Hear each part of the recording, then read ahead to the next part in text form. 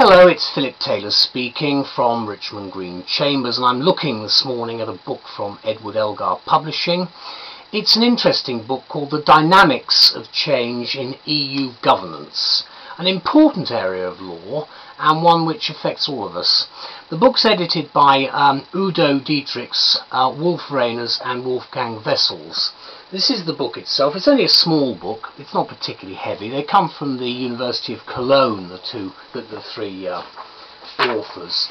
There's a good index at the back, and you can see lots of charts and lots of interesting information about the EU. The chapter headings are structured in that way. There's no paragraph numbering as such, but and in fact there's no footnoting at the bottom. But there is obviously substantial information available in it right at the back of each chapter, so the notes are actually appearing there. The book itself at the front has a list of all the contributors. We're looking very much at the Lisbon Treaty and various other treaties. Now, we've given it a title which is on the web of EU Enlargement and Reform, the Dynamics and the Debate, because that's the big issue.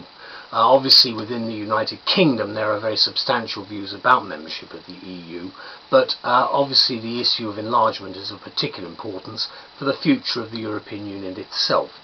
This is what we say. Do read the review on the web and in the journals.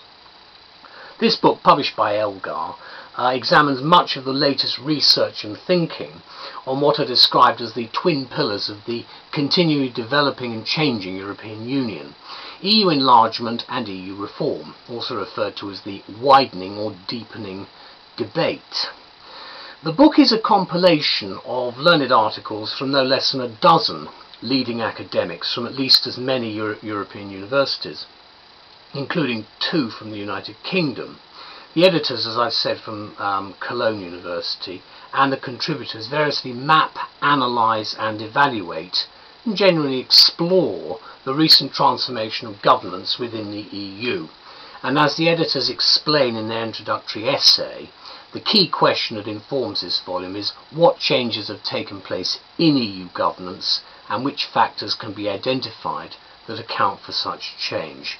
And obviously we start off with things like the Lisbon Treaty in December 2009 and certainly a lot of other information that's contained in the book, about 250 pages of it throughout. One of the most intriguing, not to mention puzzling chapters, and to those not jurisprudentially inclined, is the one on what is called soft law as a new mode of governance. Interested in this because I know what hard law is, but soft law is a relatively new concept for me. Soft law is extensively and intensively defined here, with the tentative conclusion that it might be an indicator of the strength and advanced stage of the European integration process, and that stable societies can afford soft rules. Well, that's reassuring, but it doesn't really answer my question.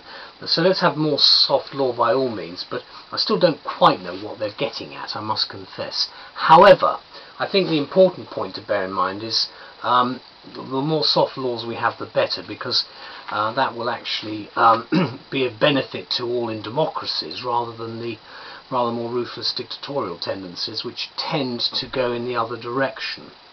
So let me conclude by saying, if you're a specialist in EU law, I think you'll find this an interesting development in the discussion of where we're going with the European Union. Who knows what is going to happen with the future of the euro and the future of the Union itself. Personally, I hope it stays. I hope that we can at least make sure it doesn't become too complicated, and it, in my view, should also become more accountable. But however, the book itself here, which was published in 2011, gives a worthwhile source of current thinking, and I think it's a great help for the broad spectrum of issues which pertain to current EU governance. So thank you to Elgar and to all the contributors for an excellent contribution to the continuing debate. Thank you. Bye-bye.